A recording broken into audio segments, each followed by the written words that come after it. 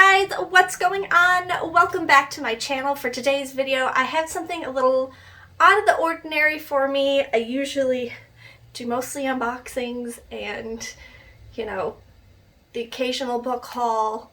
But today I wanted to discuss one of my favorite genres on the planet Earth, cozy mysteries. My plan for this video is to share with you guys, if you're unfamiliar with cozy mysteries, the bones of the genre, some things to look out for as far as a good cozy mystery goes, and then I have some suggestions, books that I have read in the cozy mystery genre, and then some books that I want to get to that are in the cozy mystery genre. If you guys are up for the cozy mystery discussion, then keep on watching. I know a lot of people, when they do these videos, they kind of make a script of what they're going to say.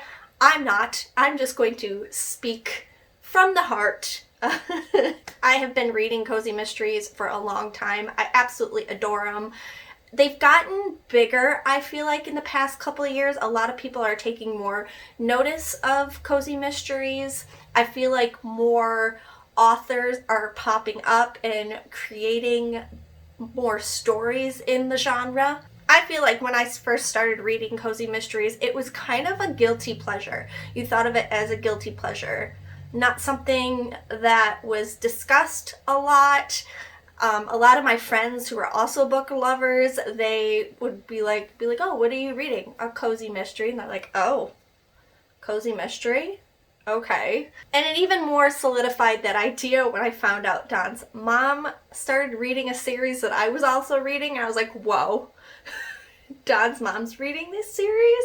She's like, yeah, I read all those books in the series, which we will talk about in this video. So what is a cozy mystery? For me, a good cozy mystery takes place in a small town. A lot of them take place in a small town. There's a lot of gossip in the small town. Usually the ones that I read have to do with an amateur sleuth who owns a business of some sort. So for me, I like reading foodie cozy mysteries, which is what we will focus more on because that's what I'm interested in. So the amateur sleuth typically owns a bakery, or in some cases I have like an ice cream shop or a coffee shop or a donut shop. What else is there in here? Did I say cookie shop? I don't know. So the main character, who always happens to be the amateur sleuth, will own a restaurant and like work in this restaurant by day, and by afternoon, evening, they are sleuthing around the town trying to figure out the murder mystery. What I also really like about murder mysteries is the gore is down, like really down. You're not reading a horror or a thriller that is meant to kind of disgust you or, I don't know, give you the heebie-jeebies. Like, sure, it gives you a little bit of heebie-jeebies, but I feel like, and this is sad to say for murder, but it's kind of fun in a way. Is that morbid? I've read too many cozy mysteries. The other thing I really like about cozy mysteries is because it takes place in a small town, you kind of learn everybody's business. And a lot of these cozy mysteries have 20 to 30 books in the series, and they keep going, which we'll discuss later. But you get to know this town, you get to know the people in this town, and I feel like that makes you even more invested in the gossip surrounding the murder or the gossip surrounding the town that's going on. In one of the series that we'll discuss, I am on book, I think, 12. I'm pretty sure there's like 29 books in the series. I'm on book 12, and I am so invested in the characters, it's ridiculous. I feel like I am part of that town. I am part of that gossip. Cozy mysteries also have this aura of cheesiness to it as well, even as far down as the titles of the books. They can have some of the punniest, cheesiest titles ever.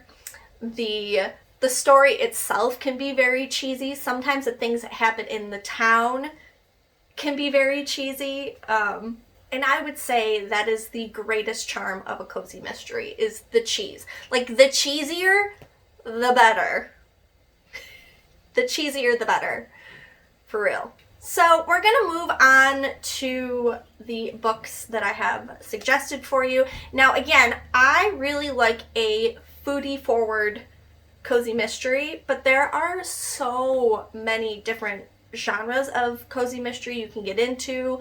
I've seen ones where they're surrounding like a quilting club or, you know, a library or I don't know. There are so many subgenres in cozy mystery. You just gotta kind of find what you like the best. The reason I really like a foodie cozy mystery is because most of them, if they're a good foodie cozy mystery, have recipes you can try yourself. So the chapter might have to do with, oh, this, you know, main character is making this new cookie. You know, you read about this new cookie being made while they're solving the mystery, and at the end of that chapter, there's the recipe for that cookie. I have always wanted to try one of these recipes, and I haven't yet. But I'm thinking maybe, and I keep saying this, I keep feeling like a food and books video would be great for a cozy mystery. Let me know in the comments down below if you think so as well. Also, leave me suggestions. If you've read like foodie cozy mysteries, let me know, like, oh, this sounded good, let's make this one, because maybe I've read it already.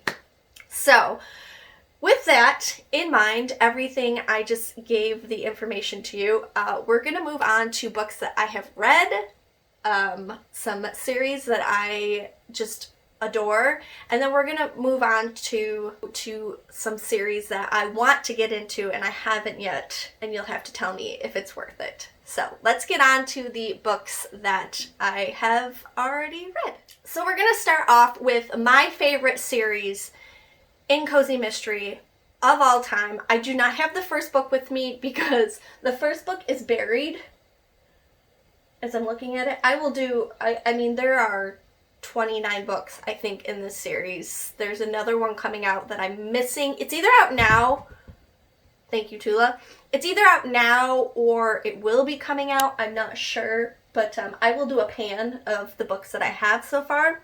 So the one I could get to is the latest one that I have, and it's the Hannah Swenson series by Joanne Fluke. This one, of course, being the latest book that I have so far in the series. There's another one that just came out. It's like, I think it's like Pink Lemonade Pie or Pink Lemonade Cake Murder, something along those lines. So this one is actually Caramel Pecan Roll Murder. The first one in the series is Chocolate Chip Murder, right? Yeah. Chocolate Chip Cookie Murder. So in this series, we follow Hannah Swenson, and Hannah Swenson lives in a small Minnesota town called Lake Eden.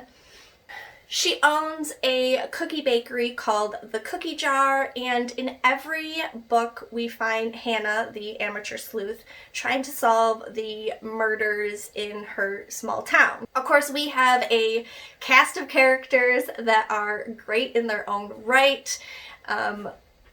We have a handsome police officer, we have a dentist who's really great, Norman. Her mom is excellent. I think she's funny. And then her sister Andrea is great too, is a great character.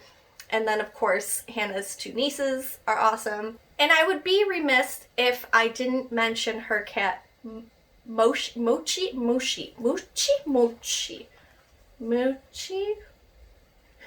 Why can't I remember? So I absolutely adore this series. It has been my favorite. Like I said earlier, Don's mom has also read this series. She is way far ahead in the series than I am, but it's a great one if you're looking for something to just binge read a whole series, because I don't know how Joanne Fluke does it, but she keeps producing these books. And a friend of mine, we actually, every time we find out that Joanne Fluke is coming out with another one, we screenshot it and we send it to each other. We're like, how is anyone, first of all, still alive in this town? I don't understand. It's either that or anyone that comes and visits the town, you're like, yep, you're dying. So this is a really great series to read. I highly suggest it, and you won't be sorry. So, okay, the next one I have for you also has a buttload of books in the series. It's been a while since I've been into this series, so don't mind me if I'm a little shaky on the details, but we'll get through it together. And that is the Glazed Murder series by Jessica Beck. It's a donut shop mystery. Don't mind all the the library stickers on here. I actually liked these covers. They're the bigger print ones, and so for a while I was trying to find the big print of all of these books because I think they're much prettier than the other books, I guess you can say. I will leave the other book like right here so you can see the difference. I don't know, I just like these covers a lot, and I just like how floppy the big book is. I mean, hello, look how big those letters are.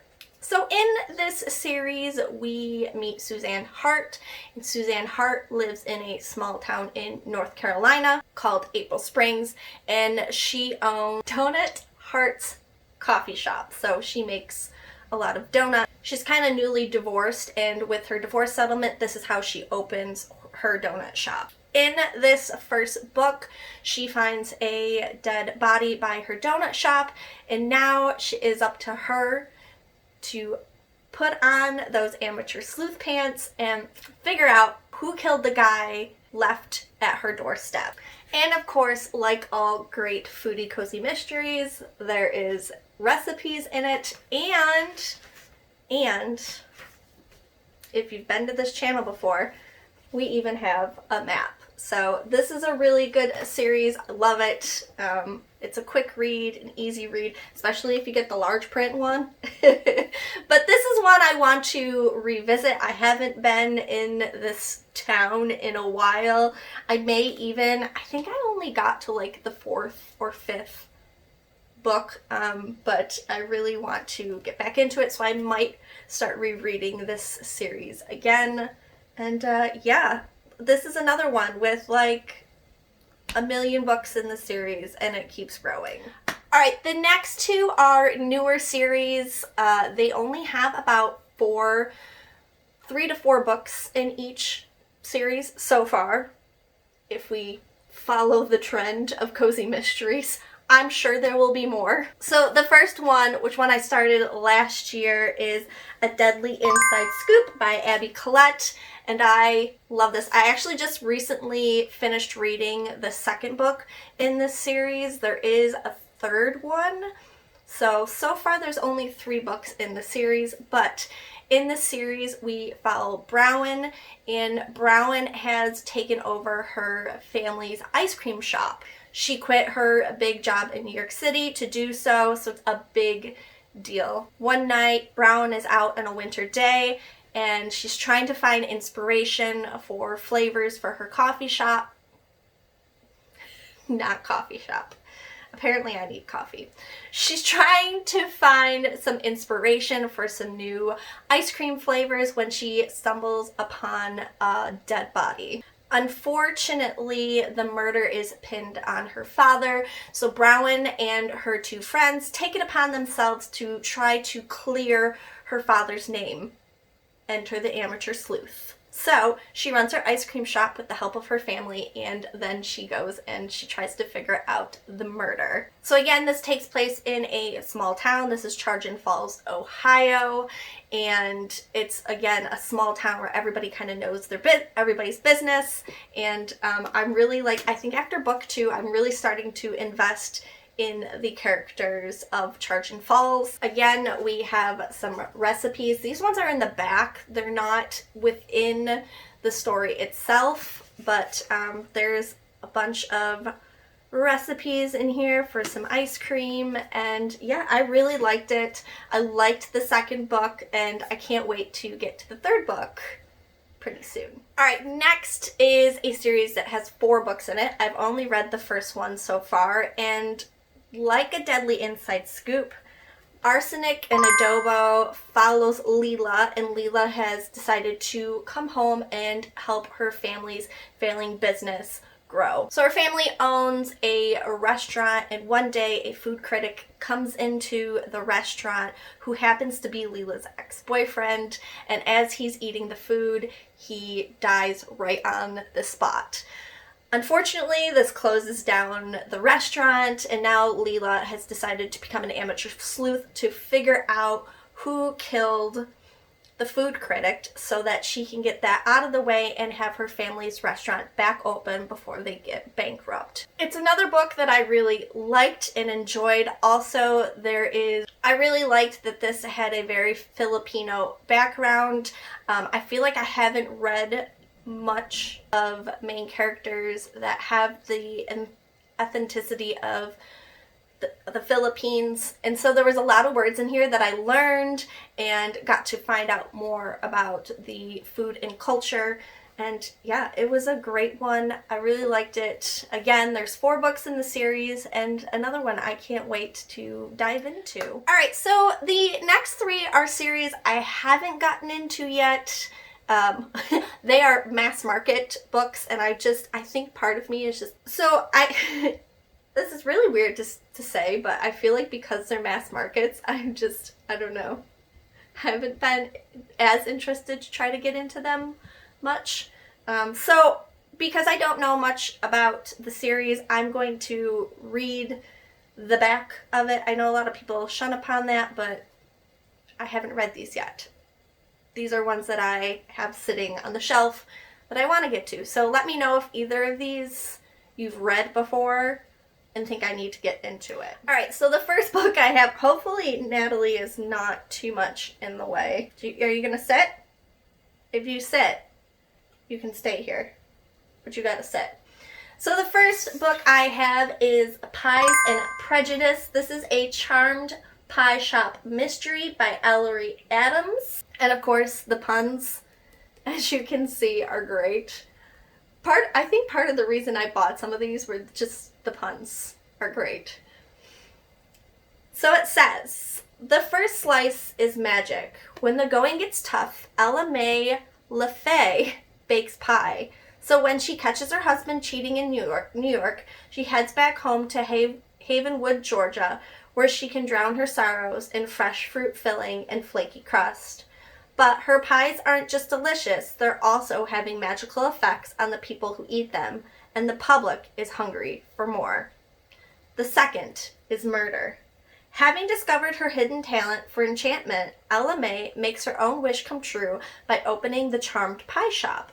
But with her old nemesis, Laura Lynn Gaynor, making trouble, and her old crush, Hugh Dillon, making nice, she has more than pie on her plate. And when Laura Lynn's fiancé is found dead, killed with Ella May's rolling pin, it'll take all her sweet magic to clear her name. So we have the murder mystery, we have this small town in Georgia, we have a pie shop owner. Oh yeah, they are. Oh, there's a shoe-fly pie in here? There's a shoe-fly pie recipe in here. I'm sorry. Did this just... Okay, I love shoe-fly pie. My family is from Pennsylvania, and I love Amish wet bottom shoe-fly pie. Anyways, so focus, Chelsea. So we have a small town in Georgia. We have a pie shop owner, and we have a murder. Of course, our pie shop owner is probably going to become our amateur sleuth to try to figure out the whodunit. So, oh my god, shoe-fly pie. Okay, the next one I have is not foodie per se, but I probably bought it because there's a cat. There are cats. There's like a ghost cat. And this is A Potion to Die For. It says first in a new series, and it's a magic potion mystery series, and it's by Heather Blake. So again, not a foodie mystery, but we're trying to branch out a little bit we have like a witchy cozy mystery, I guess. I guess potions are like recipes, right? I don't know. Anyways, as the owner of Little Shop of Potions, a magic potion shop specializing in love potions, Carly Bell Hartwell finds her product more in demand than ever. A local soothsayer has predicted that a couple in town will soon divorce, and now it seems every married person in Hitching Post, Alabama wants a little extra matrimonial magic to make sure they stay hitched. But when Carly finds a dead man in her shop clutching one of her potion bottles, she goes from most popular potion person to public enemy number one. In no time, the murder investigation becomes a witch hunt. Literally. Now Carly is going to need to brew some serious sleuthing skills to clear her name and find the real killer before the whole town becomes convinced her potions really are to die for. So, yeah, again, I think I really bought it because of the cats. But it sounds good. It sounds pretty good. There would be no recipes in here, I would imagine. I'm going to imagine there's no recipes. But another one to consider to read. And then the last one I have is a series that also has a ton of books in it. I know it has a ton of books in it. I have most of those books, but haven't started reading the series. And when you see the title, you're going to know why, if you know my history. And that is On What Grounds by Cleo Coyle. And it is a coffee house mystery. If you know me, you know I spent 15 of my working years as a barista. I am a coffee snob. I know a lot about coffee, and my fear in reading this book is that my coffee snobbiness is going to take away from the enjoyment of this series. But also, I was like, okay, the barista in me really wants to read this series. I don't know. It says it includes recipes and coffee making tips. So it's the coffee making tips that I'm a little weary about, if you know what I mean. So it says, Claire Cossey used to manage the historic Village Blend Coffee House until she opted for quieter pastures and a more suburban life. But after 10 years and a little friendly cajoling from the owner, a fresh pot of Jamaican Blue Mountain was all it took.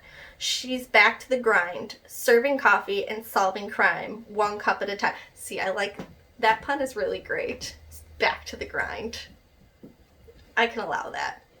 With a sprawling rent-free apartment directly above the Village Blend, her cat Java by her side, and plenty of coffee house redecorating ideas, Claire is thrilled to return to work, until she discovers the assistant manager unconscious in the back of the store, coffee grounds strewn everywhere. Police arrive on the scene to investigate, but when they find no sign of forced entry or foul play, they deem it an accident. Case closed. But Claire is not convinced. And after the police leave, there are a few things she just can't get out of her mind. Why was the trash bin in the wrong place? If this wasn't an accident, is Claire in danger? And are all detectives this handsome?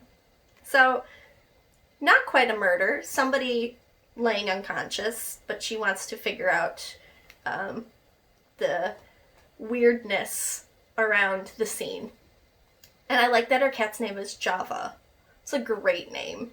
I don't know if you can see, probably not. You probably can't see Natalie rolling around over here, but so yeah, again, it sounds like it would be a good series. I'm just, the coffee tips, I'm a little weary of that. And yeah, that is all the books I have for you. I hope you guys found this video informative if you are looking to get into the genre. I hope one of these books kind of piqued your interest. What are some cozy mysteries that you guys have read, foodie or not? Let me know in the comments down below. Like I said, I love a good cozy mystery. I'm obsessed. And with that, if you haven't subscribed, please do. I want to continue talking about cozy mysteries because I feel like it's just growing and growing, the genre is, and I love it. I love my cozy mysteries so much, and yeah. Thank you guys so much for watching. I know this was a long video. I appreciate it, and I will see you all real soon in my next video. Bye!